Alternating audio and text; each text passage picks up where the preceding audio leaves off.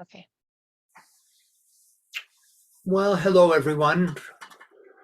Hopefully, a few more will trickle in the next few minutes. Um, so, welcome to this 40th webinar on the Secret Teachings of All Ages by Manly P. Hall. This webinar series, as you know by now, is available on makara.us under the subheadings Moria Federation webinars, then webinar series in progress. Previous webinars of this, The Secret Doctrine, and a treatise on cosmic fire series are also available on YouTube. Just do a search for Francis Donald and the webinar you wish to view. You can register for the other two webinars on the homepage of MoriaFederation.com. Okay. Last time we finished Pymander,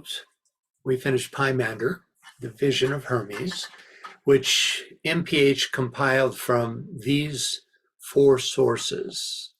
And with this finishing, we also completed our study of the chapter on Hermes Trismegistus. Though it seemed like a deep dive to us, as you can see, especially from Scott's 4-volume Hermetica and GRS Meets Thrice Greatest Hermes, that we really just scratched the surface of what is called the Hermetic wisdom. But in a way, that's what the secret teachings are all about. Scratching a lot of surfaces, a kind of table of contents to the ancient wisdom teachings. After Hermes visions, we did a quick review of an earlier segment on Atlantis, where we learned about the Troano manuscript, which details the end of Atlantis and the immigration of its survivors to the Yucatan, Britain, and especially Egypt.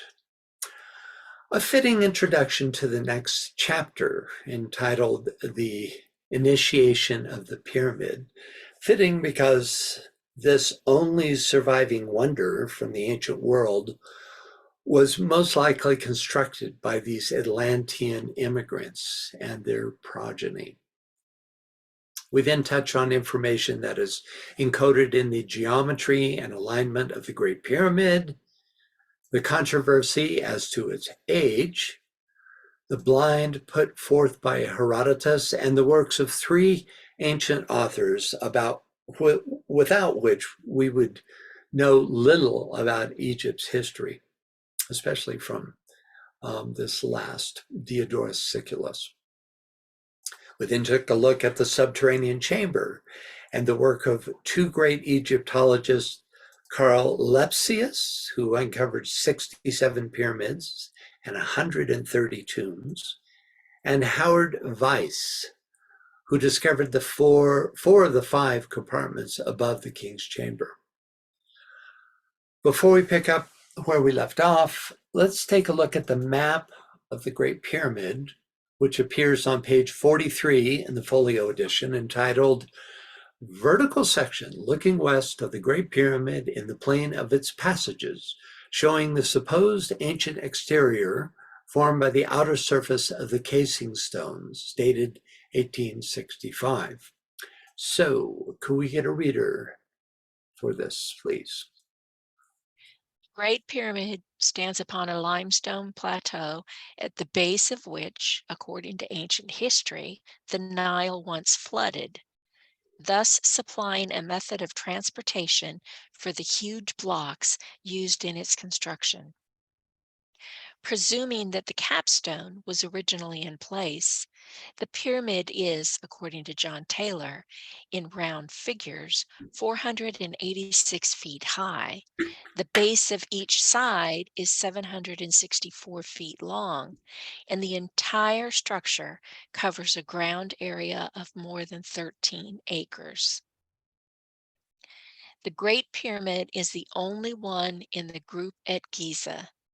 In fact, as far as known, the only one in Egypt that has chambers within the actual body of the pyramid itself, For this reason, it is said to refute the Lepsius law, which asserts that each of these structures is a monument raised over a subterranean chamber in which the ruler is entombed. The pyramid contains 4 chambers, which in the diagram are lettered K, H, F, and O. Okay, so here are the 4 chambers. These 2 are together, which esotericists tell us were originally named after the planets. They are the antechamber, that's here, leading to the king's chamber, which is here. The queen's chamber, this is down below the king's chamber, and the subterranean chamber, which we looked at last time. Let's continue. Can we get a reader?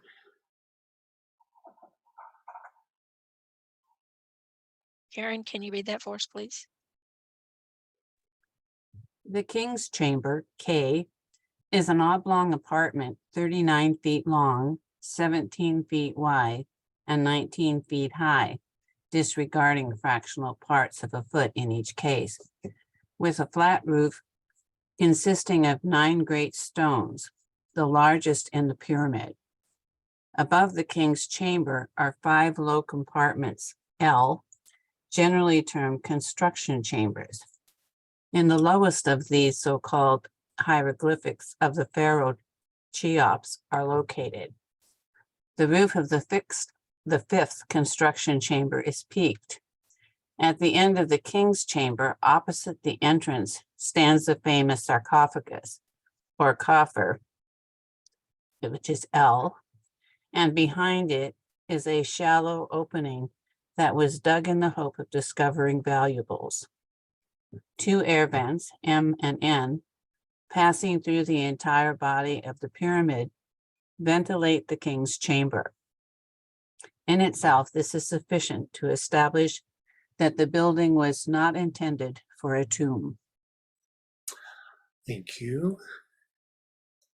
And next up, can we get a reader, please? Yvonne, can you read that for us, please? Sure. Between the upper end of the Grand Gallery, GG, and the King's Chamber is a small antechamber, H. Its extreme length, 9 feet, its extreme width, 5 feet, and its extreme height, 12 feet, with its walls grooved for our purposes now, unknown. The groove nearest the Grand Gallery is a slab of stone in 2 sections with a peculiar boss or knob protruding about 1 inch from the surface of the upper part facing the Grand Gallery. This stone does not reach to the floor of the antechamber, and those entering the King's Chamber must pass under the slab. From the King's Chamber, the Grand Gallery, 157 feet in length, 28 feet in height, and 7 feet in width at its widest point, and decreasing to 3.5 feet as the result of 7 converging overlaps of the stones forming the walls, descends to a little above the level of the Queen's Chamber. Here a gallery, E, branches off, passing more than 100 feet back towards the center of the pyramid and opening into the Queen's Chamber, F. Okay, this is mostly just a physical description, so there's not a lot to talk about. So we'll just keep going here. Could we get a reader, please? And Veronica, can you read that for us, please?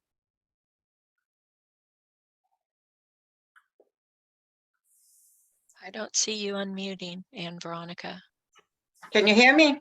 Yes. Yes. Hello. Hi. The Queen's Chamber is 19 feet long, 17 feet wide, and 20 feet high. Its roof is peaked and composed of a great slab of stone.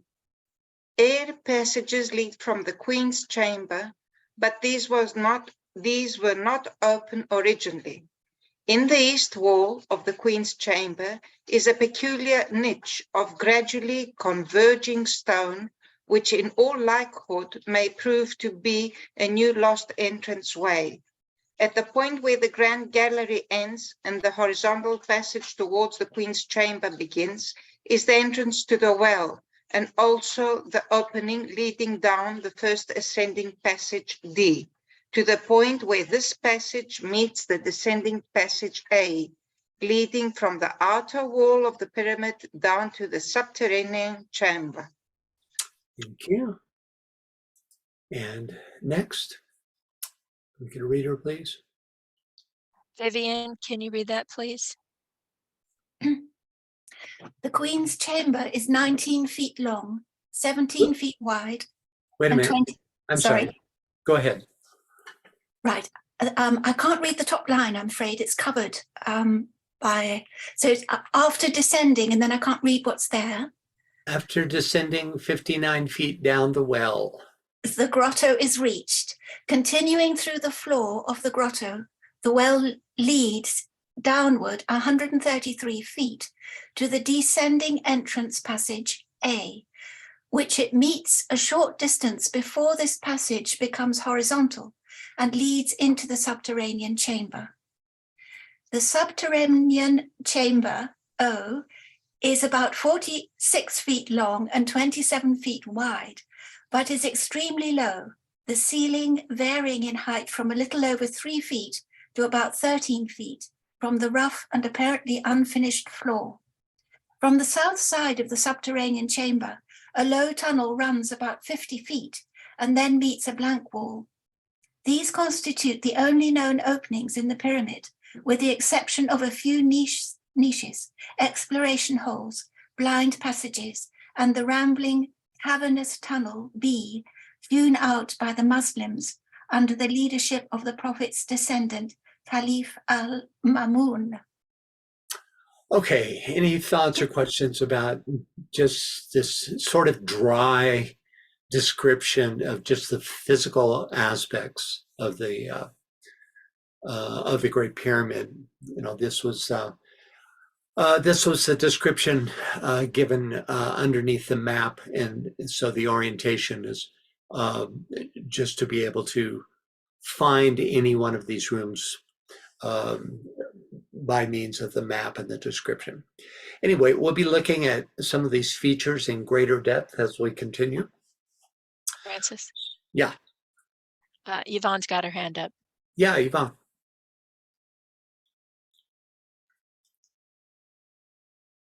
You have to unmute. Yeah, I'm unmuted. Okay. You said there were air passages in the King's Chamber, but not the Queen's Chamber. I find that interesting. And also, I don't understand the well. Is the well actually where they could get down for water? Is it a real well?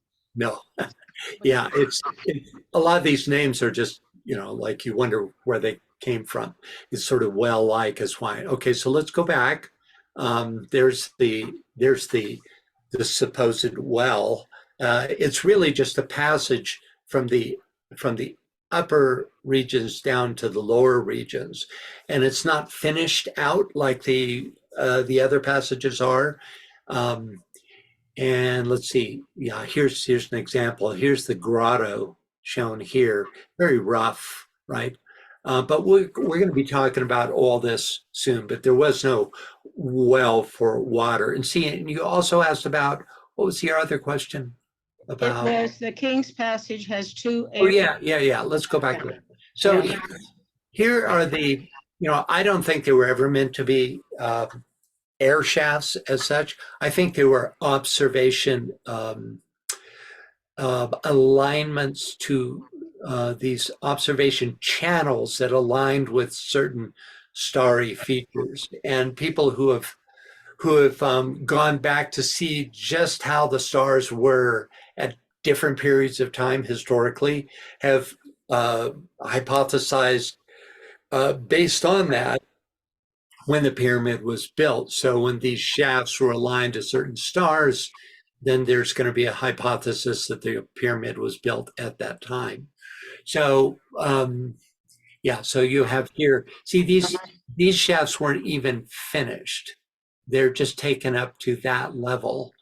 So that also suggests that it was never meant as an air shaft, even though the King's Chamber shafts were complete. Okay, even if it's meant for alignment with the stars, but they couldn't align from the Queen's chamber, she wouldn't be able to see the stars if they weren't. Exactly, that's right. It's one of the mysteries. You know, it suggests to me anyway that the alignment wasn't ever meant to be by sight, but an energetic alignment by creating this shaft that you brought in that energy, you know. But there's so many things we don't know about this amazing pyramid. Thank you. Yeah. Yes, Tia. I see Tia's hand. Sorry. To go back where you stopped reading, there was a reference to B here where it says the leadership of the prophet's descendants, Caliph al-Mamun was responsible. Was there a spiritual reason that they did that? Do we know why they? I'm going to be getting to that shortly, Okay. Tia. So, the hypothesis that he dug this, it's really let's see, where is it? Yeah, here. Dug this channel, what's called the forced entrance, right? This is a 3D. You have to look at this pyramid 3D, and that he dug this entrance in. Certainly would not have been spiritual because it's really a desecration. But there's good evidence that the Caliph didn't do this at all. It's a kind of it was originally introduced in the 13th century, this idea, and it kind of caught on that this happened, but there's really no evidence. In fact, there's pretty strong evidence that he didn't dig it. But at MPH's time, it was strongly believed that indeed he dig this. So anybody else, any other questions about this? We're going to be getting into some of these features in more detail. Okay, let's drop back a couple of pages in the text from where the map occurs and continue where we left off last time. Could we get a reader, please? Eleonora, can you read for us, please?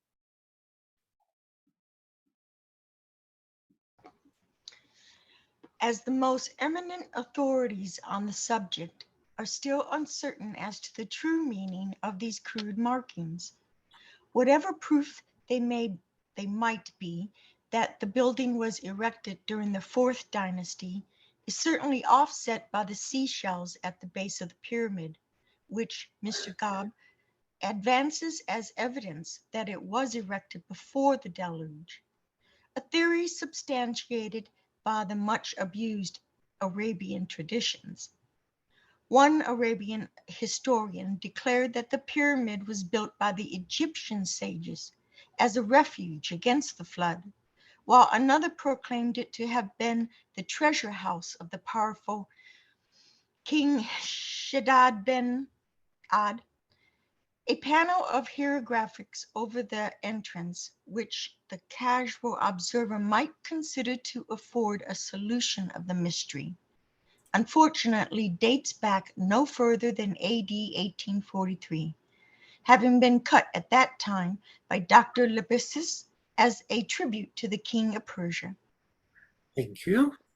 So first, a statement weighing the evidence of the, quote, crude markings against the seashells found in the building stones of the Great Pyramid and the Sphinx. So 25 years after The Secret Teachings was written, the eminent Egyptologist Rene Schwaller de Lubitsch speculated that the body of the Sphinx was eroded by deluges, and that therefore the Sphinx must belong to a much earlier era. In 1979, author John Anthony West and Professor Robert Schoch, inspired by de Lubitsch's ideas, attributed the erosion to Nile floods circa 10,000 years BC.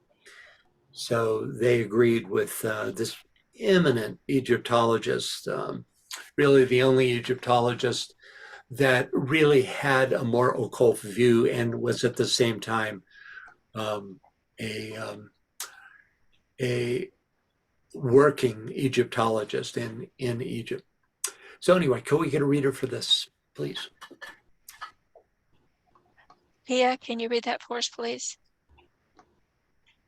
By denying the existence of any evidence for the development of Egyptian civilization prior to the first dynasty, West created room to inject the idea of a lost, advanced civilization of Atlanteans who created the Sphinx and passed on their knowledge to the dynastic Egyptians. 10 years later, West sought the opinion of geologist Robert Schoch to validate his claims. In 1990, they traveled together to Egypt, visiting the Sphinx.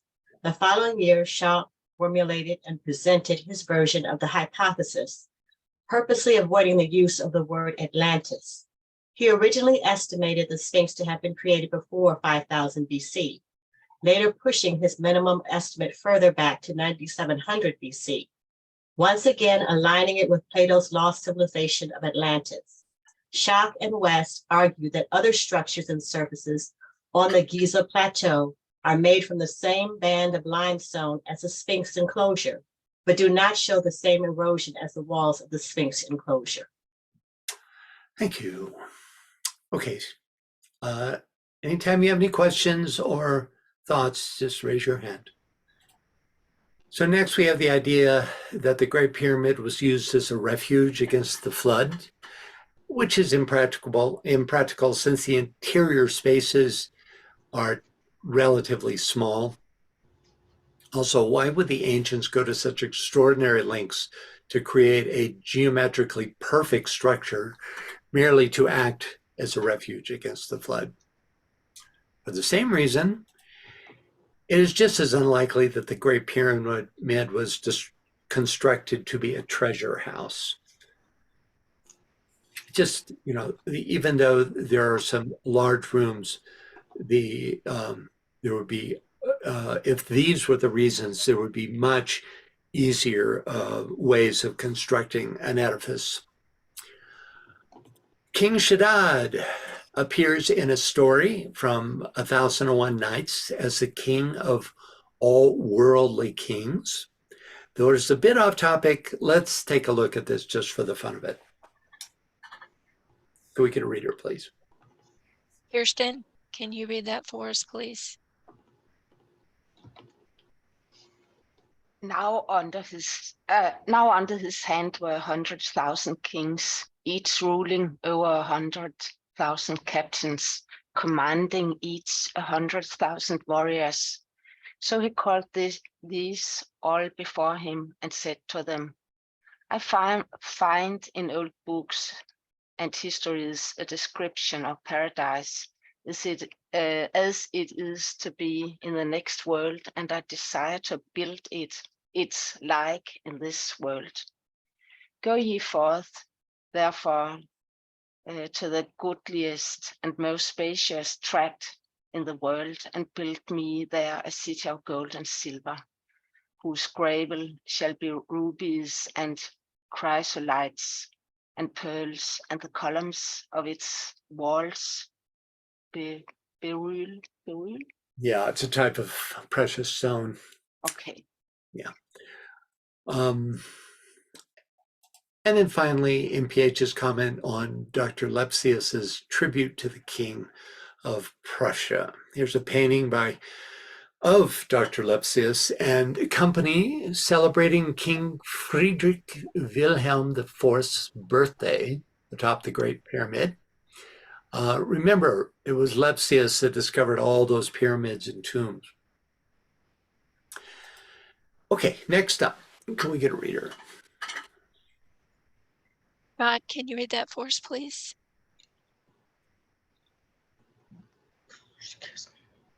Caliph al-Mamun, an illustrious descendant of the Prophet, inspired by stories of the immense treasures sealed within its depths, journeyed from Baghdad to Cairo, AD 820, with a great force of workmen to open the mighty pyramid.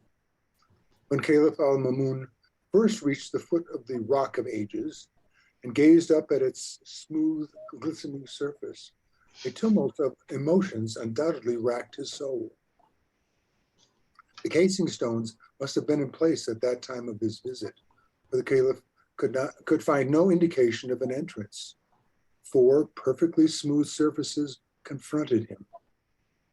Following vague rumors, he set his followers to work on the north side of the pyramid, with instructions to keep on cutting and chiseling until they discovered something. To the Muslims, with their crude instruments and vinegar, it was a Herculean effort to tunnel a full 100 feet through the limestone. Many times they were on the point of rebellion, but the word of the Caliph was law, and the hope of a vast fortune buoyed them up. Okay, let's finish the story. Could we get a reader, please? Yes, Jane, can you read that for us, please?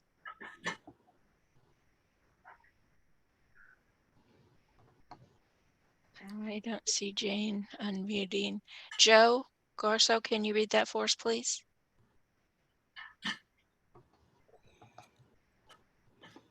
Okay, not getting there either. I'm here. There we you go. Thank you. So what are we reading this page? Yes, if At you're last? right, please. Yeah. Okay. At last, on the eve of total discouragement, fate came to their rescue. A great stone was heard to fall somewhere in the wall near the toiling and disgruntled Arabs.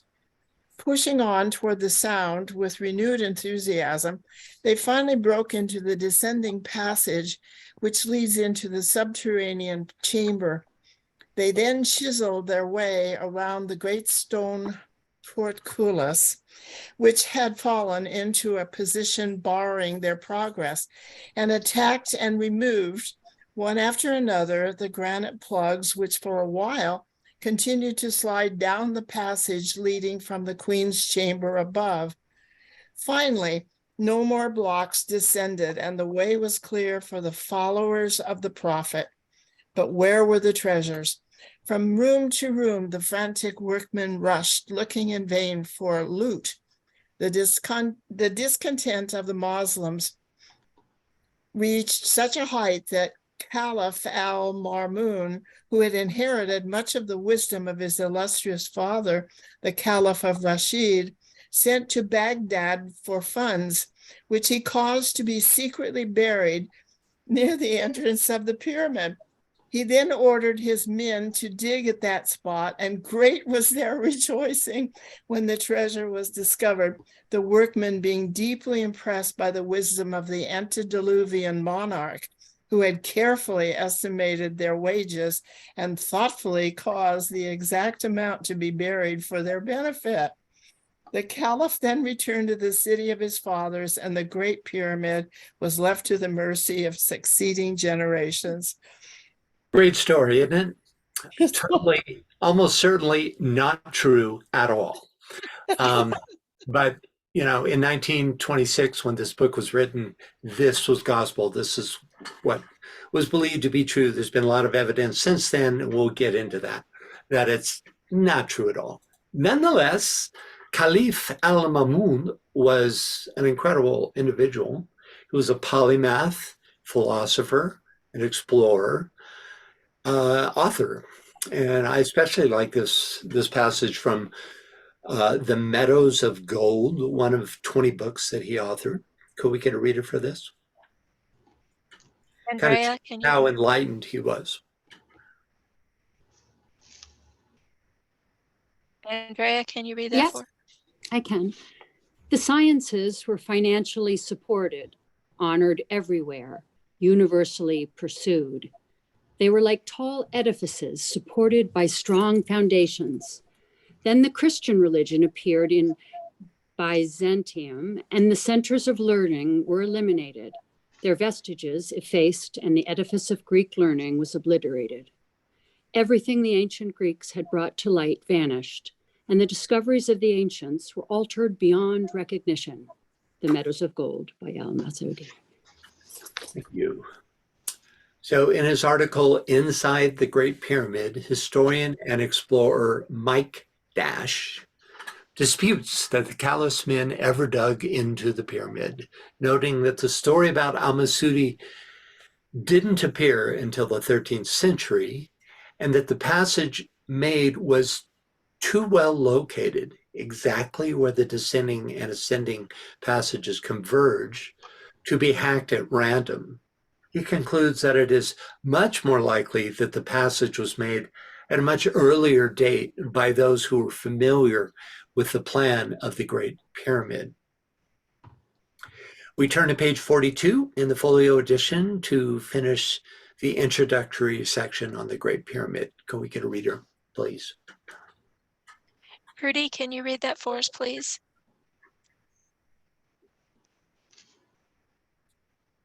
Can you hear me? Yes. In the 9th century, the sun's rays striking the highly polished surfaces of the original casing stones caused each side of the pyramid to appear as a dazzling triangle of light. Since that time, all but 2 of these casing stones have disappeared. Investigation has resulted in their discovery, recut and resurfaced in the walls of Mohammedan mosques and palaces in various parts of Cairo and its environs. Thank you. So almost no fragments of these casing stones have been found on the Great Pyramid itself. But the summit of neighboring Khafre, though damaged by erosion, still has its original casing stones. Here are a couple of artist recreations of what the pyramids may have looked like with their casing stones and pyramidions, if they ever existed, intact. Okay, next up, can we get a reader, please? Martha, can you read that for us, please? There's a new section called Pyramid Problems.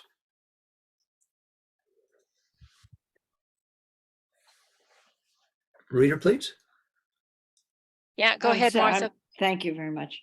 C. Piazzi Smith asks, was the Great Pyramid then erected before the invention of hieroglyphics and previous to the birth of the Egyptian religion?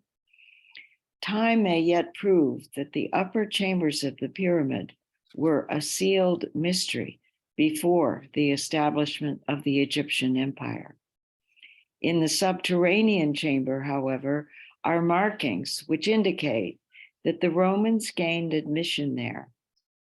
In the light of the secret philosophy of the Egyptian initiates, W. Harmon, by a series of extremely complicated yet exact mathematical calculations, determines that the first ceremonial of the pyramid was performed 68,890 years ago on the occasion when the star Vega, for the first time, sent its ray down the descending passage into the pit. The actual building of the pyramid was accomplished in the period of from 10 to 15 years immediately preceding this date. Thank you, Martha. Okay, first, C. Piazzi Smythe asked, was the Great Pyramid then erected before the invention of hieroglyphics and previous to the birth of the Egyptian religion? Smythe went to Egypt with the sole intent of accurately measuring every angle and dimension of the Great Pyramid.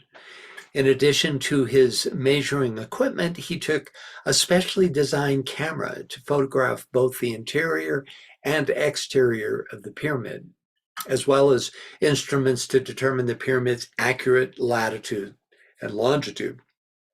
Smythe recorded his observations in the book, Our Inheritance in the Great Pyramid. Note the cover design, suggesting the pyramid's base and 4 triangular sides. Could we get a reader for this? Excerpt. Okay, but first, Tia's got her hand up. Yeah, Tia. I was just going to say the last passage from MPH it goes to this question that I have. I always thought of the pyramids as just tombs, but it seems that they are actually places where the high ceremonial arts could have been performed or would have been performed. So they may not have actually been sealed, but the initiates, I guess, through the power of sound, were able to unlock them and open them at will, to use them for other purposes besides just as places for the dead.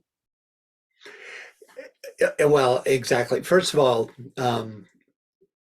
straight archaeology still believes that the Great Pyramid was a tomb, for Cheops or Khufu, depending on how you pronounce that first dynasty pharaoh, right? Occultists, including HPB, and pretty much across the line, occultism believes that it was a chamber of initiation and that it was never a tomb, right? Other pyramids, it's known that they were built much later and were definitely tombs. But the Great Pyramid is singular. It's the only one with upper chambers or chambers within the mass of the pyramid itself. And occultists believe that it was built, first of all, millennia earlier than is suggested by Egyptologists, and was built as a chamber of initiation. DK gets into this in a section after this section on the Sphinx, which is coming up, and then he dives into these ideas. Thanks, Tia. Anyone else? No, but you need a reader, right? I do need a reader. Okay. Kira, can you read that for us, please? Oh, wait a minute. We just read that, didn't we? We are here. Hang on. We don't need a reader.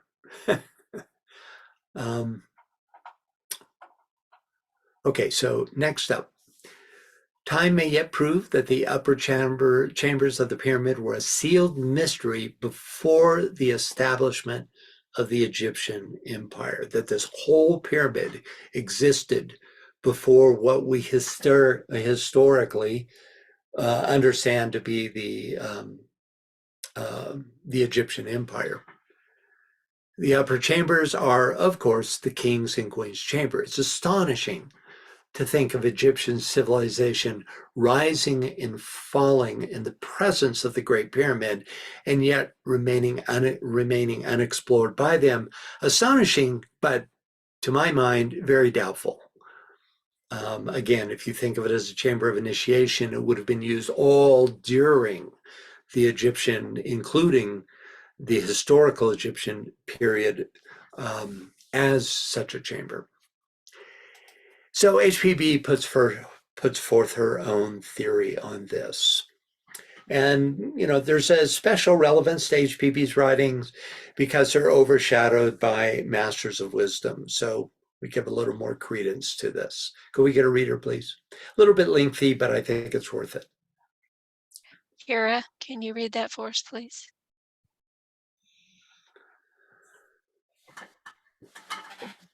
Broadly calculated, it is believed by Egyptologists that the Great Pyramid was built 3,350 BC, and that the Menes and his dynasty existed 750 years before the fourth dynasty, supposed to have built the pyramids, had appeared. Thus, 4,100 years BC is the age assigned to Menes. Now, Sir J. Gardner Wilkinson's declaration that all the facts lead to the conclusion that the Egyptians had already made very great progress in the arts of civilization before the age of Menes, and perhaps before they immigrated into the valley of the Nile, is very suggestive as destroying this hypothesis. It points to great civilization in prehistoric times and a still greater antiquity. The Shasu Hor the servants of Horus were the people who had settled in Egypt. And as M.G. Maspero affirms, it is to the prehistoric race that belongs the honor of having founded the principle of cities of Egypt and established the most important sanctuaries. This was before the Great Pyramid epoch, and when Egypt had hardly arisen from the waters. Yet they possessed the hieroglyphic form of writing special to the Egyptians and must have been already considerably advanced in civilization. It was, says Lenormand, the country of the great prehistoric sanctuaries, seats of the sacerdotal dominion, which played the most important part in the origin of civilization. What is the date assigned to these people? We hear of 4,000 at the utmost of 5,000 years BC, Maspero. Now it is claimed that it is by means of the cycle of 25,868 years, the sidereal year, that the approximate year of the erection of the Great Pyramids can be ascertained. Assuming that the long, narrow downward passage was directed towards the pole star of the pyramid builders, astronomers have shown that Alpha Draconis, the then pole star, was in the required position about 3,350 BC, as well as in 2,170 BC. But we are also told that this relative position of Alpha Draconis and Alcyone, or Scion, Alcyone, being an extraordinary one, it could not occur again for a whole sidereal year. This demonstrates that since the Dendera zodiac shows the passage of 3 sidereal years, the Great Pyramid must have been built 78,000 years ago, or in any case that this possibility deserves to be accepted at least as readily as the later date of 3,350 BC. Thank you. Any thoughts about this? Okay, back to the text. In the subterranean chamber, however, are markings which indicate that the Romans gained admission there. Here's a photo taken in 1906 that shows the Roman graffiti in the upper right-hand corner. Oh, yeah. Next, in the light of the secret philosophy of the Egyptian initiates, W.W. Harman, by a series of extremely complicated yet exact mathematical calculations, determines that the first ceremonial of the pyramid was performed 68,890 years ago, on the occasion when the star Vega, for the first time, sent its ray down the descending passage into the pit. Now, keep in mind that Harman's ideas are not based on any archaeological data, but only on computations revealing that Vega was in a particularly strong alignment at that time. In New Light from the Great Pyramid, Albert Parsons put forward another date for the Great Pyramid alignment with Vega. Could we get a reader, please? That the most remarkable agreement exists between Latch's chronicle epochs and allegories of scripture and the precession of the equinoxes through the signs of the zodiac. When, therefore, Latch from scriptural premises solely is led to place the era of the Great Pyramid between 12,098 and 13,046 BC, it is at all events a striking coincidence that at that period, in the place of the inauspicious Alpha Draconis, we would have the brilliant star of the first magnitude called Vega, which ranks 5th among the 15 largest stars known to astronomy. Thank you, BL. Next, the actual building of the pyramid was accomplished in the period of from 10 to 15 years immediately preceding this date, that date being around 67,000 BC. Here's the date. This puts MPH in agreement with Harmon and HPB, roughly speaking. At any rate, we see that a number of authors assert that the Great Pyramid was built millennia before the dates put forward by all but a few modern Egyptologists, most notably among them being Schwaller de Lubitsch. So, you have any of your own theories or thoughts on this? I'd love to hear them. You can see the huge, the wide array of dates that we have. Edgar Casey put it at, I think, 10,600 BC, and there was some alignment at that time, as I'll show in a little bit. So it seems like we have three camps way back in this era, this sort of 70,000 years ago kind of era, and we have Harmon and MPH and HPB in that camp.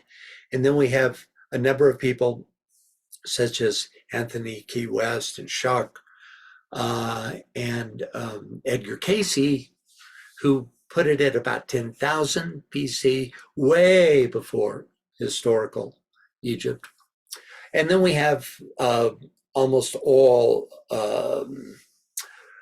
current Egyptologists who put it at about between 2,500 and 4,000 BC.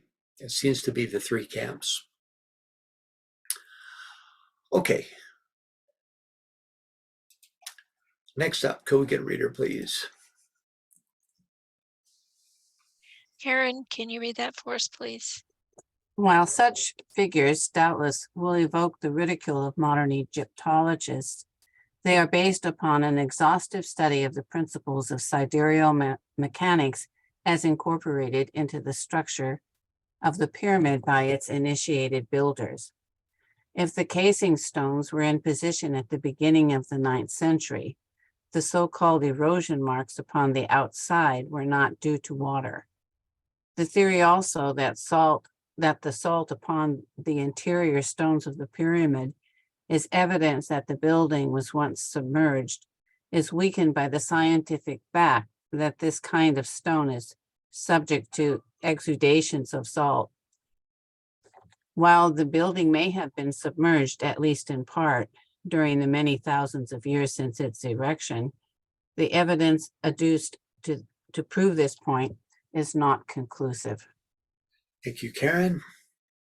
Okay, first, while such figures doubtless will evoke the ridicule of modern Egyptologists, they are based upon an exhaustive study of the principles of sidereal mechanics as incorporated into the structure of the pyramid by its initiated builders.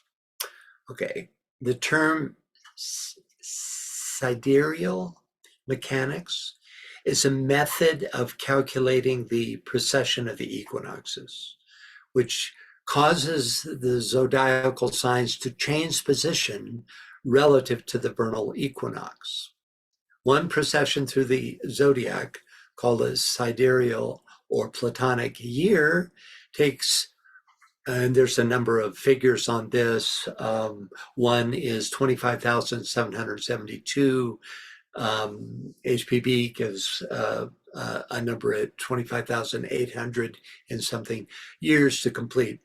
This figure divided by 12 is roughly 2,150 years. Notice on this chart that the most common alternate date for the building of the Great Pyramid and the Sphinx lies in either Virgo or Leo, which is interesting given the fact that the Sphinx is a combination of a woman's head and a lion's body, the symbols for those two signs. Of course, that's no proof that it was built in this time. You could go around a whole other sidereal year and be back in this position and still have these two symbols in place. Next, incorporating sidereal calculations into the structure of the pyramid was done by orienting its various passages, especially the grand gallery and the ascending and descending passages, and what are called air shafts, in such a way that they are aligned with certain stars. Speculations as to the time of the pyramid's construction is determined by these alignments. The oval path in the upper part of the illustration on the left shows the same path as the circle through the heavens on the right.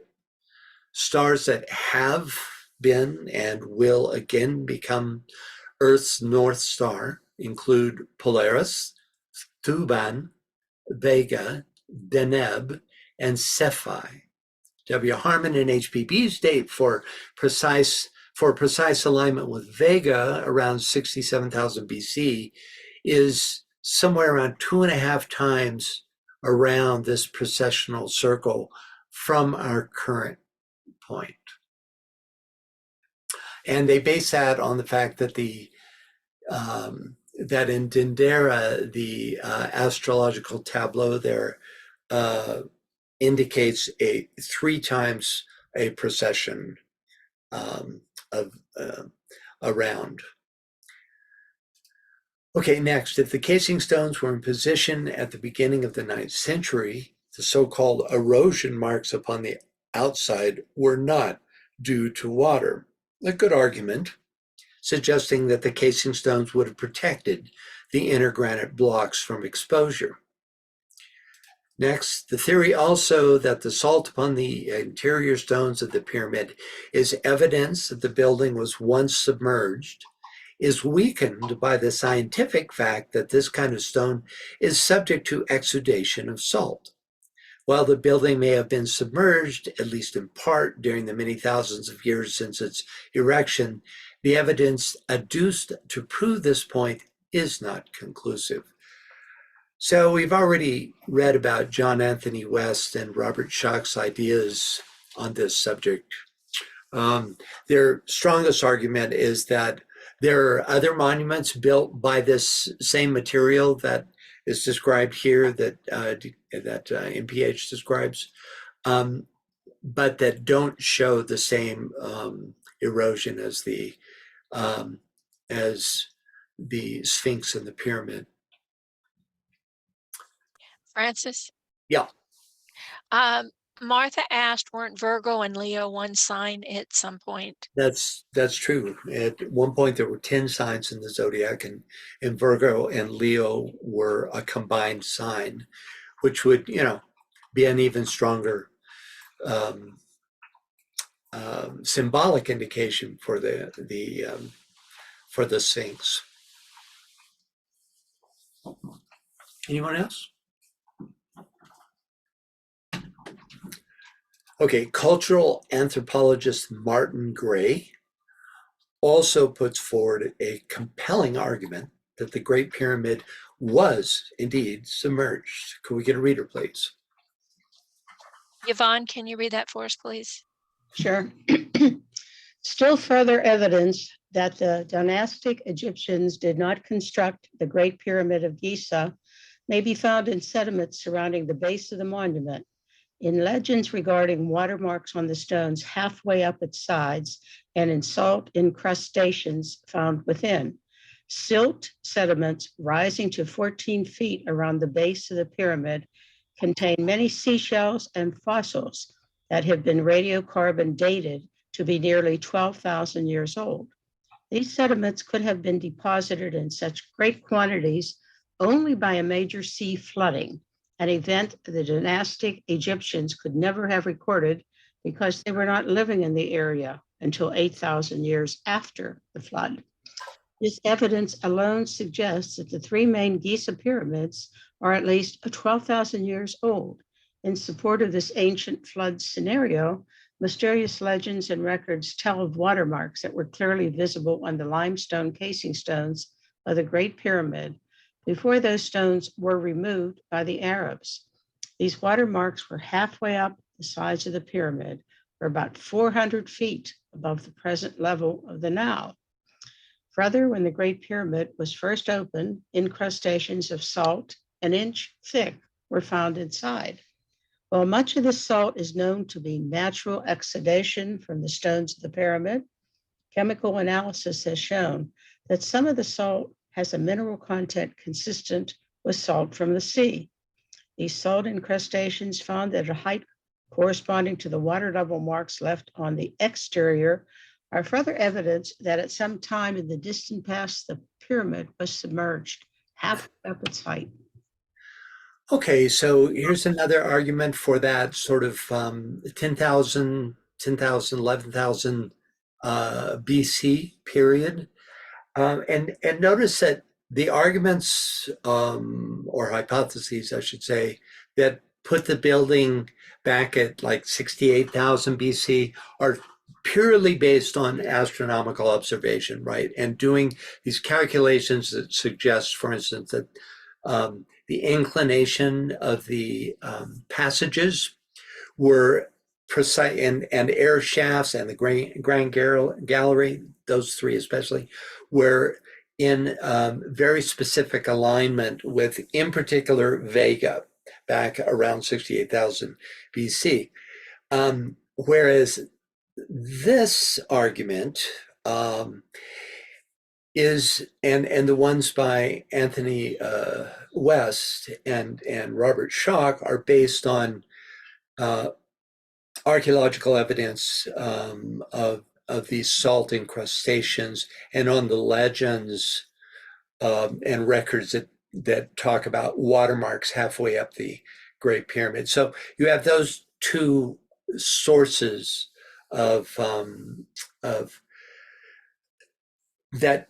In both cases, the argument is quite different than what Egyptologists put forth, that the pyramid was built in 4000 BC.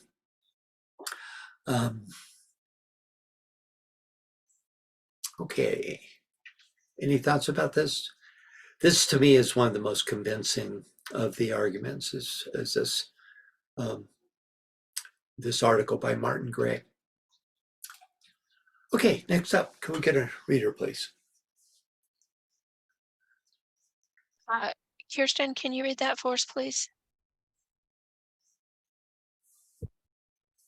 The Great Pyramid was built of limestone and granite throughout, the two kinds of rock being combined in a peculiar and significant manner. The stones were trued with the utmost precision, and the cement used was of such remarkable quality that it is now practically as hard as the stone itself. The limestone blocks were sawed with bronze saws, the teeth of which were diamonds or other jewels. The chips from the stones were piled against the north side of the plateau on which the structure stands, where they form an additional buttress to aid in supporting the weight of the structure. The entire pyramid is an example of perfect orientation and actually squares the circle. This last is accomplished by dropping a vertical line from the apex of the pyramid to its baseline. If this vertical line be considered as the radius of an imaginary circle, the length of the circumference of such a circle will be found to equal the sum of the baselines of the four sides of the pyramid. Thank you. So first, the Great Pyramid was built of limestone and granite throughout, the two kinds of rock being combined in peculiar and significant manner. We get more info on this from an article in Forbes magazine by David Bresson. Could we get a reader, please? Eleonora, can you read that for us, please?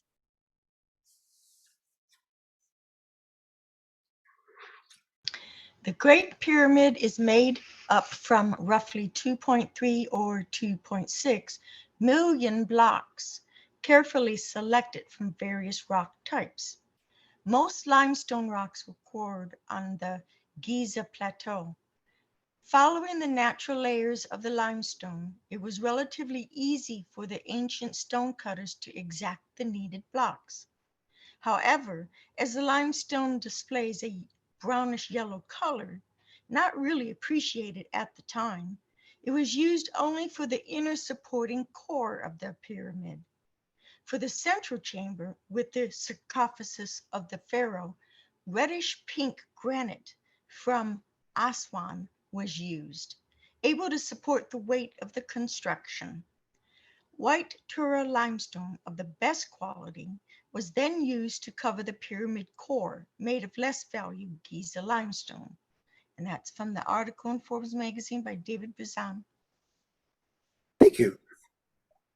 Okay, among the most specific and significant symbolic uses of granite and limestone is the contrast of the materials used in the Queen's Chamber, so-called, which is made of limestone, and the King's Chamber, which is made of granite. Granite comes from magma formed by fire and is thus an apt metaphor for the spirit aspect, whereas the limestone of the Queen's Chamber is formed by precipitation from seawater, the primary agents being lime-secreting organisms, and is thus related to the feminine and form aspects. That said, the terms king and queen's chamber were given by the Arabs in relatively recent times. As mentioned earlier, these chambers were originally named after planets. Unfortunately, there's no record that survives to tell us which planet.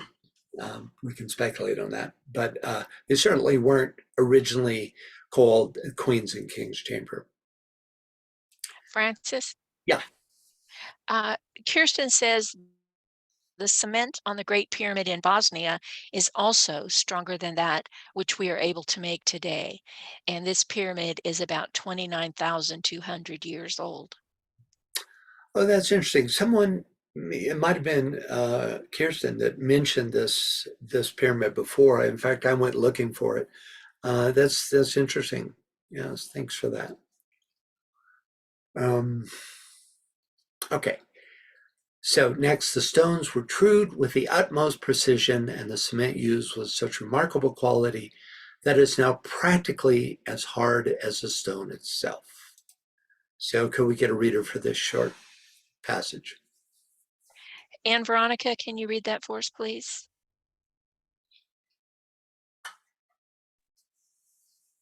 If one takes into account the problems of quarrying, roughing out, transporting over 2 million coarse stones, and finishing some 115,000 enormous casing stones to a precision of 1/100th of an inch, then raising, manipulating, and mortaring them into the correct place in a unified polished structure, one must agree with Antoniadi that the mind boggles at the enormity of the effort. Thank you. Okay, next, the limestone blocks were sawed with bronze saws, the teeth of which were diamonds or other jewels. You know, just keep in mind, these are there's a lot of statements as though they were facts, and they're all conjectural. This is a strong theory. There's occultists who believe the whole thing was done with directed sound, and there were no physical instruments used at all. So you have to consider many different hypotheses. Could we get a reader for this? Kia, can you read that for us, please? From a careful scrutiny of the coffer in the King's Chamber, Petrie established that ancients had used saws with 9-foot blades, their teeth made of hard jewels, to cut the sides of the coffer out of a single solid block. To hollow it out, they had used drills with fixed cutting points also made of hard jewels, probably diamond or corundum. Petrie estimated that in order to cut through the hard granite, a pressure of 2 tons would have had to be placed on the drill. How this could be done was a mystery to Petrie, who concluded, truth to tell, modern drill cores cannot hold a candle to the Egyptians. Their fine work shows the marks of such tools as we have only now reinvented. With such tools, the ancient Egyptians were somehow able to cut sharp hieroglyphs into incredibly hard diorite, and also to turn stone bowls to paper-thin surfaces.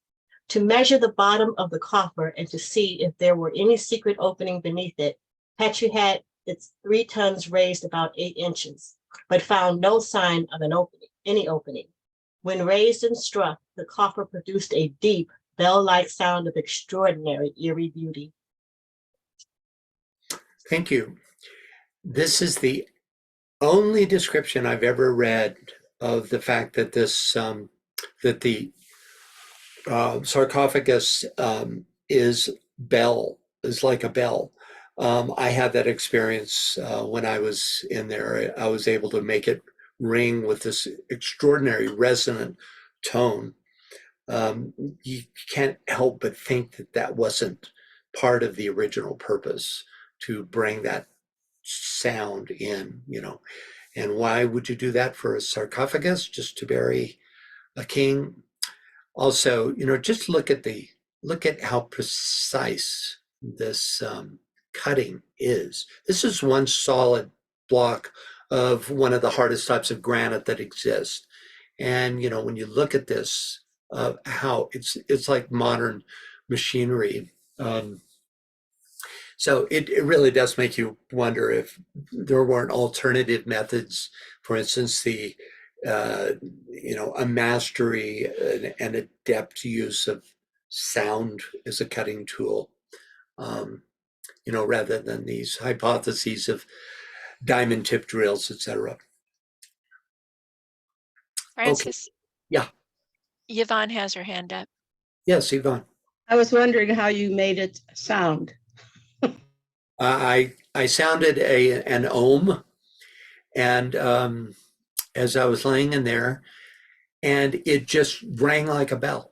In fact, the sound of it became louder than my own tone, and it was a quite transforming experience. I found myself like penetrated throughout by this sound. It was really extraordinary. And of course, I wasn't expecting that. I hadn't heard anything. Like I said, this is the only other place I've ever read about this. None of the guidebooks mention this, right? But you know, I just laid in there, and I thought I would sound the ohm, and there was this extraordinary response. If I'd known, I would have taken a pitch pipe and figured out just what tone it sounds at. That would be very illuminating. So, That's beautiful. It makes you, you know, think about, it said God created the universe with sound. it does, doesn't it? And at least, you know, I mean, it also, the idea that this sarcophagus, quote unquote, this initiatory chamber, and it could well have been a kind of mock sarcophagus, you know, with the idea being that you die to the outer world and that you're born again, a true second birth into soul infusion, or even higher, maybe, you know, a vision of the monad, a third initiation kind of level, who knows, right? That took place in this sarcophagus. But thank you. Yeah, you're welcome. Anyone else? Okay, next up, the entire, Yes. yeah. Dia's got her hand up. Go ahead, Dia. So considering the dating that MPH and HPV have for these pyramids, then they would have predated the actual onset or period that we recognize as the Egyptian period, where we say that it was peopled by the so-called Egyptians. Oh yes, by tens of thousands of years earlier. You know, I mean, was the Menes was considered to be the first pharaoh, and also called the Aha was the first pharaoh, and that's put at something like 4500 BC. So, you know, HPB and MPH put the date back, you know, completely based on the alignment with Vega to about 68,000 BC, right? So that's you know, much further. There was no historical Egyptian kingdom in that distant time. So Francis, would that be a time of, would that be an Atlantean period that we are talking about? Well, you know, Atlantis, the last island of Atlantis would have still been in existence. And yeah. If you go back that far, most of the Atlantean period would have passed. Right. Because Atlantis it was the whole global. It was a global root race, right? So it wasn't just an island in the Atlantic, you know, with inhabitants. It was a whole root race, and that went back millions of years. So, you know, even at 68,000 BC would have been the end times of Atlantis. But the final sinking, according to Plato, wasn't it 18,000 years BC, something like that. Yeah, I was just thinking about who would be the perhaps a question for MPH would perhaps who would be the initiatory group that would have been using the pyramid in this way, you know, that we're talking about as a chamber. That would be my question. What your thoughts would be? Well, it would have been the hierarchy as it existed at that time, you know, the Great White Brotherhood that guided, and, you know, the whole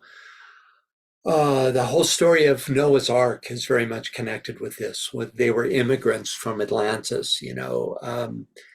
Especially the Samothracian mysteries really talk a lot about this ark and these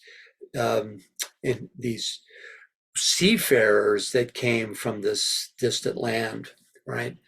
And so it would have been those few who were guided out of Atlantis and went to Egypt that would have built under the guidance of the Great White Brotherhood of that time, would have built a pyramid basically to initiate a new root race and a new era, right? Of course, there were other initiates that went to other parts of the world. You know, Stonehenge is also considered to be a similar kind of an effect of those who came from Atlantis but migrated north.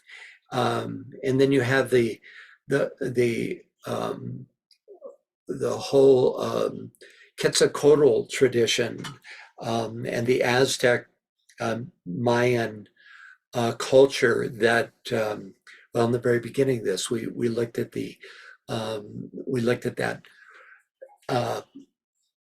that papyrus that details the exodus from Atlantis to that part of the world. So, you know, each place had its tradition where the mysteries were reestablished. Anyone else? Okay, next up, the entire pyramid is an example of perfect orientation. Can we get a reader for this? This is fascinating. Okay, Vivian, go ahead and ask your question, and then will you read, please? Sorry, I'm a bit slow in putting up my hand, but no problem. This subject is so interesting. Somebody mentioned the pyramid in Bosnia. I did actually go there many years ago, and the idea of the person who discovered it, who was Bosnian himself, Sam Osmanagic, was that it was at least 28,000 years old, proven by whatever dating, but they believed that it was, it produced a signal I can't think of the word, a Hertzian signal that went out through the point of that one pyramid, because there was a group of pyramids there too, but the pyramid of the sun. And the further it left out into outer space, the stronger it got. So it's very, very intriguing. I wouldn't be able to talk about it precisely at all. But and they also believe that underground there was the actual, whatever you call it, generator of the energy that was then sent out into wherever it was destined to go. So fascinating, isn't it? yes, it's very, very fascinating. It doesn't get much press. You don't hear much about it. No, and if you read in Wikipedia, which is a place you shouldn't refer to for these kind of things, because the academic people or the Egyptians who believe that their pyramid was the greatest, which it probably was for other reasons, but the one in Bosnia was much bigger than the one in it just didn't survive intact in the same way that the Great Pyramid did. I think isn't that correct? I remember looking at a picture of it, and it's quite worn down, but you can clearly see the parameters of it. Yes, and the alignment and everything is absolutely correct. It actually looked like a mountain. But I don't want to detract from your speaking of the Great Pyramid. Oh, no, but, none of it detracts. It's all just part of it. It's best when we have this kind of discussion. That's always more interesting. And I think I do want to say that I did go into the King's Chamber many, many years ago with a group of people. And I knew very little about these things. And there were about 20 of us, I think, or 15 or 20. And at one stage, someone said, let us sound the Om. And I remember doing that and thinking, I dare not do this, because it felt as if I was going to be lifted up off the ground and literally dematerialized. So I quickly stopped chanting the Om. I wasn't as brave as you, Francis. Well, either that or you're just so much more sensitive that you had the good sense not to do it, I'm definitely at the school of, where angels fear to tread for good reason, I go anyway. But I wouldn't have known how to come back if that had happened. Well, could you read this for us, please? Vivian, thank you. Forget my duties. Sorry. For a structure that was built more than 4,000 years ago, long before the advent of blueprints and computers, the Great Pyramid of Giza is remarkably well aligned. Experts have long puzzled over how the Egyptians managed to construct this ancient wonder. Now, one engineer thinks he has discovered the secret to the pyramid's precision. The fall equinox. Glenn Dash, who has worked at archaeological sites in Egypt, Greece, Cyprus, and the United States, recently detailed his idea in the Journal of Ancient Egyptian Architecture. He notes that the Great Pyramid is nearly perfectly aligned along the cardinal points, north, south, east, and west, with an accuracy of better than 4 minutes of arc, or 1/15 of 1 degree. To demonstrate his theory, Dash set out with a rod, also known as a gnomon, for tracking the movement of the sun on September the 22nd, 2016, the day of the fall equinox. He planted the gnomon on a wooden platform and marked the location of the rod's shadow throughout the day, forming a curve. At the end of the day, he wrapped a piece of string around the pole and used it to mark an arc that intercepted 2 points of the curve. When a straight line is drawn through, it's almost perfectly pointed east to west, with a slight counterclockwise rotation, just like the alignment of Egypt's 3 biggest pyramids. Interesting. Okay. Finally. Francis, yeah. Sorry. Eleonora says that Netflix Hancock Ancient Apocalypse is a very interesting research. Okay, good to know. Thank you for that's in the chat box, huh? Good. Yes. Okay, so finally, and actually squares the circle. So the proportions of the pyramid serve to square the circle. This last is accomplished by dropping a vertical line from the apex of the pyramid to its baseline. If this vertical line be considered as the radius of an imaginary circle, the length of the circumference of such a circle will be found to equal the sum of the baselines of the four sides of the pyramid. It might have been hard to follow, but we will look into that.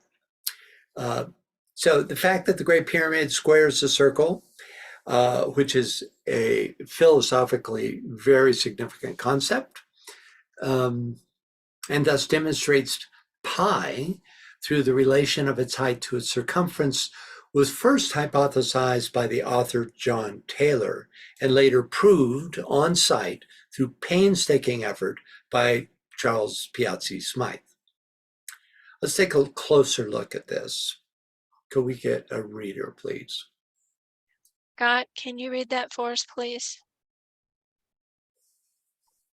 Along the face of the pyramid, Smyth checked the angle of the casing stones discovered by Howard Vyse. Unfortunately, though sharp lines had already been almost obliterated by the Arabs and by the chipping away of souvenir hunters. But searching through the debris piled high around the base, Smyth was able to find fragments of casing stones with the angles still intact. Invariably, the angle checked out at about 52 degrees, or its complement of 128 degrees, confirming Taylor's theory that the height of the pyramid was designed to be in relation to the perimeter of its base, as the radius of a circle is to its circumference. To see if he could refine this angle, Smyth observed the silhouette of all the backing stones against the sky by means of a very accurate altitude azimuth circle. By this method, Smyth obtained the angle of 51 degrees, 49 minutes.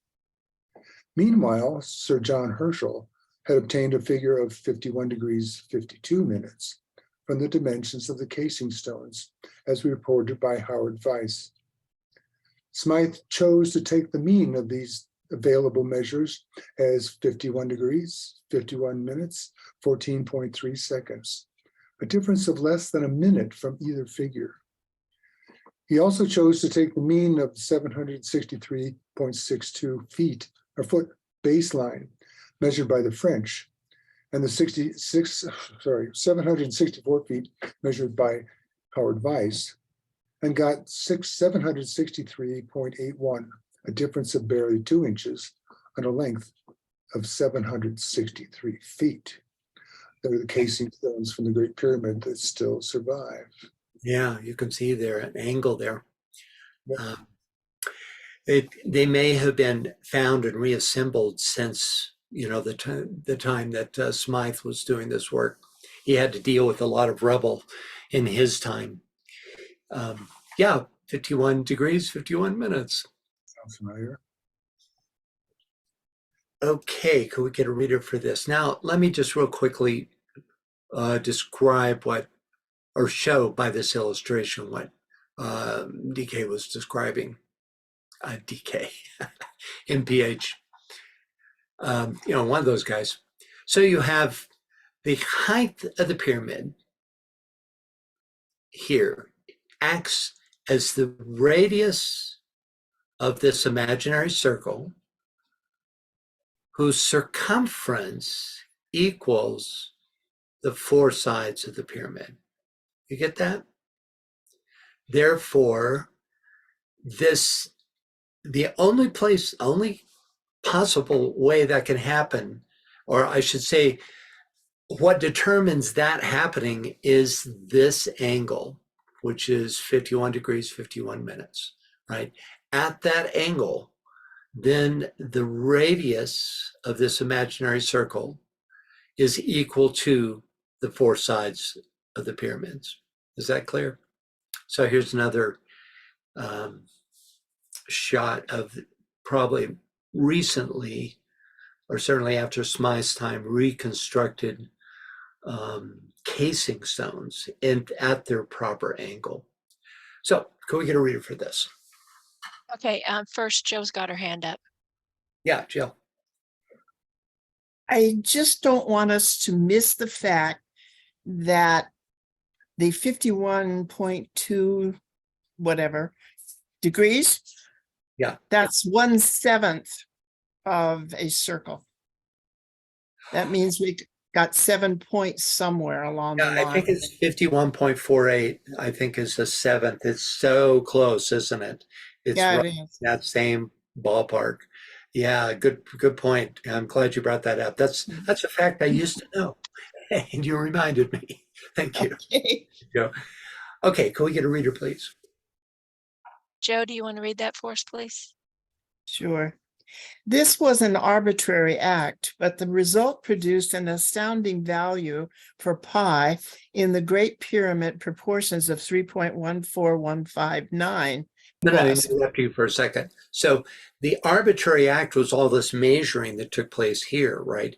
They did all this measuring and they determined these lengths and angles, etc. And then they realized, so go ahead. This was an arbitrary, okay.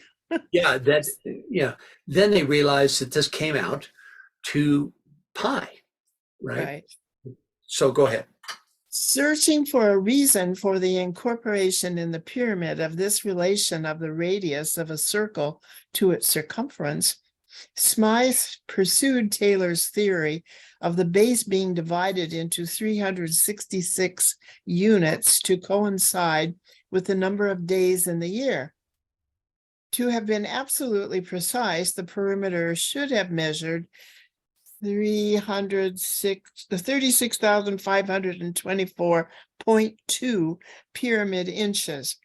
This would require that each side be 9,140.18 British inches. The only solution appeared to be to dig up the sockets and remeasure the baseline more accurately, but time and money were running short. Fortunately, 2 engineers from Glasgow, Messrs. Oh, that's interesting, Inglis and Alton, happened to pass through Egypt on their way from a tour of the Holy Land. Cajoled by their fellow Scot, they agreed to help him uncover the sockets originally found by the French, which had once more become covered with debris in the intervening half-century, and make a truly accurate survey. Following Smythe's complex computations, the engineers were able to uncover not only the sockets, but a perfectly leveled stretch of pavement at the perimeter of the base. Thank you, Joe. And next, the final. Andrea, can you read that for us, please? Yes. Back in Scotland, can you hear me? Mm-hmm. Okay, back in Scotland, Piazzi Smythe received the results of the engineer's survey. These gave a much shorter length of 9,110 inches for a side of the pyramid. Smythe concluded that the true length must be the mean between this figure and the longer one of 9,168 inches, obtained by Howard Weiss, or 9,140 inches, which was just 1 inch less than was required for Smythe's theory, resulting in a year of 365.2 days instead of the precise 365.24 required by theory. A great deal now hung on the exactness of these figures.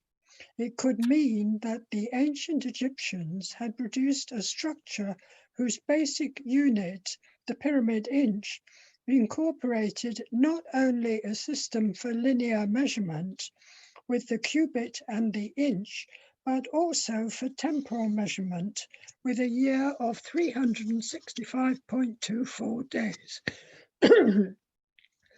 Both based on the most sensible foundation, the polar axis of the planet, around which it rotates once in a day. In Smythe's opinion, the linear measure of the base of this colossal monument, viewed in the light of the philosophical connection between time and space, has yielded a standard measure of length which is more admirably and learnedly earth commensurable than anything which has ever yet entered into the mind of man to conceive. Smythe summed up his work.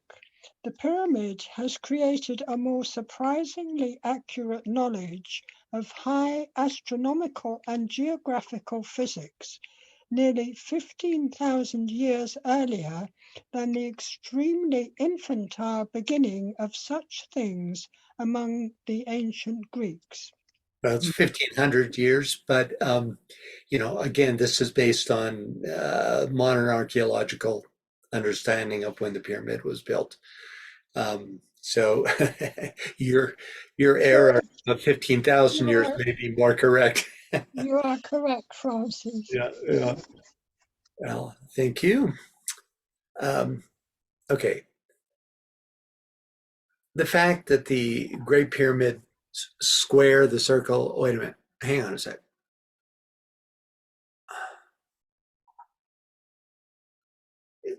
Okay, let's look back through these. So any question about these? The most, there's two extraordinary pieces of data that come forth. This one is irrefutable, this squaring of the circle. I hope you all understand my explanation with the radius equaling the circumference of a circle that is equal to the four sides. And then the other is this length of the days in a year. You have to remember that there was, where did this come from? There was no data available for these measurements to be made. And later in Europe, there was gross error in this direction until much, much later calculations came into being. And even then, these calculations were much more accurate than what later occurred. As he says, much more accurate than among the Greeks. Okay, any thoughts or questions about this? If you, yeah, Joe has her hand up. Yeah, Joe.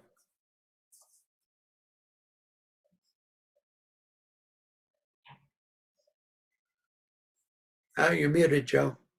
Are you there? I want to point out that 51, 52, what was it, inches or feet? Degrees. That's very important in astrological calculations and actually brings us to a 7-pointed star.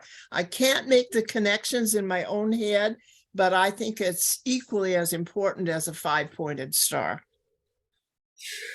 Yeah, you really do have to wonder. I mean, it's extraordinary that the difference between squaring the circle in these pyramid measurements and the angle of a 7-pointed star are so close. They're like 3/100ths from each other, in pure math, right? And then to have constructed this edifice based on that is pretty extraordinary.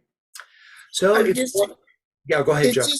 One more point. It just occurred to me, because I do this, of course, but that this points to the sky, and it just gives humanity an access to fairly close accuracy in working with the sky. Yes, indeed. Yeah. Okay. Thank you. And, in those days, there was a true understanding of the stars as great beings was recognized. And so this would have been a way, of course, it's all hypothetical, of bringing that energy in to the planet. In a sense, the Great Pyramid is like a great symbol for connecting to these great starry luminaries and the consciousness of them. You know, it would be extraordinary to know the secret teachings that the building of the pyramid were based on. You know, what was its true purpose? Okay, if we accept that it's an initiation chamber, yes, but in terms of its initial alignment with these stars, whether Alpha Draconis or Vega or one of the other ones, what was known to be the connection between the initiations to take place and that starry alignment? You know, it wasn't just, oh, gee, let's line it up to this star. There was some very powerful doctrine connected with that. Okay. If you want to know more, just read these 3 books and you can do a book report next time. Okay, next up, can we get a reader? Martha, can you read that for us, please? Some here. If the passage leading to the king's chamber and the queen's chamber was sealed up thousands of years before the Christian era, those later admitted into the pyramid mysteries must have received their initiations in subterranean galleries, now unknown. Without such galleries, there could have been no possible means of ingress or egress, since a single surface entrance was completely closed with casing stones. If not blocked by the mass of the Sphinx or concealed in some part of that image, the secret entrance may be either in one of the adjacent temples or upon the sides of the limestone plaza. Thank you, Martha. So MPH makes an interesting point. If the Great Pyramid is as ancient as many believe it to be, and if it was sealed at the end of its construction, how could it have been used as a temple of initiation, except during the relatively brief years during its construction? So there's at least 2 possible answers. First, it wasn't actually sealed until millennia later, when some master determined that its time as a temple of initiation had finished. But even during this time, the functional door into the pyramid, possibly a swivel stone, would have been either guarded or unknown, except to that class of priests who used it. The second possibility is that there were, as MPH suggests, alternate secret entrances now unknown. But even in this case, the interior would have had to be open and available, not blocked, as it later was by huge granite plugs. So, my opinion weighing in on this is that for that time that it could be guarded and that the priests' craft and those initiations were taking place, it was open and available, that wasn't plugged. But then some great master, just the end of that era came and it was determined that it needed to be rendered, made so that it couldn't be entered. Francis? Yeah. Yvonne says that there's supposed to be an entrance under the paw of the Sphinx. Yeah, that's they never found it. It's an idea that has been around forever. But they've done some excavation there. They had to pull away tons and tons of sand in order to release the Sphinx, and there was never anything found in that way. Of course, that doesn't mean that it isn't there somewhere a little further beyond what has been excavated. And also, these things can be protected, occultly protected, so that they're not found until the hierarchy considers that humanity is ready for those discoveries. Okay, let's see, where are we here? And Scott says, oops, hold on a minute here. Got a couple here. Going back to the pole star Vega. Right. Vega is the brightest star in the constellation of Lyra, represented in ancient Egypt and ancient India as a vulture or an eagle. The vulture was the symbol of Upper Egypt.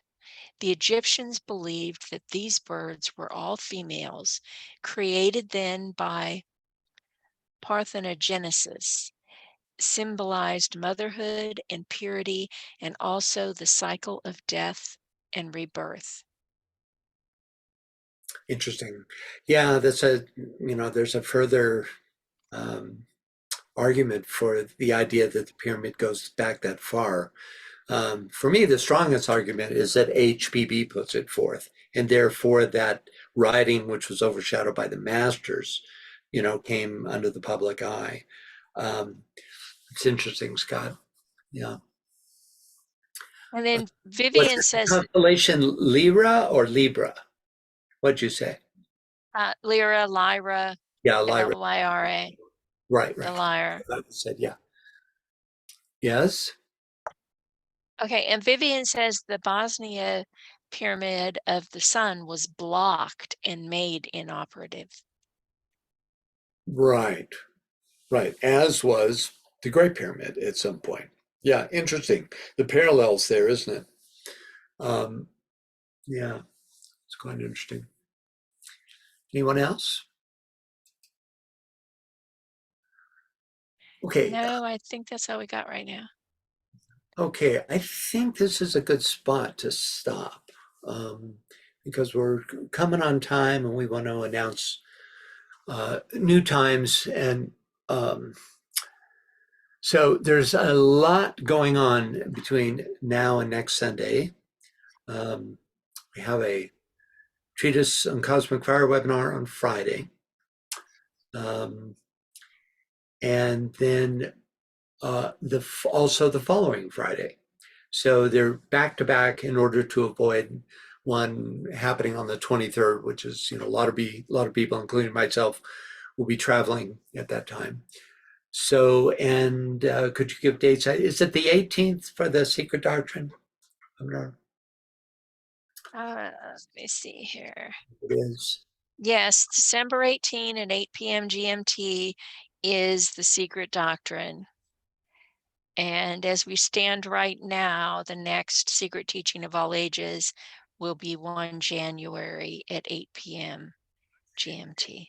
And that's, keep your eyes, double check that. I have to clear that date with Tuya because before we can for sure say that date, but I'd say there's a 90% chance that it will happen at that time. Yeah, okay, that's it. So hope to see you on Friday for the Treatise on Cosmic Fire webinar. And thank you all for attending. I'll see you next time.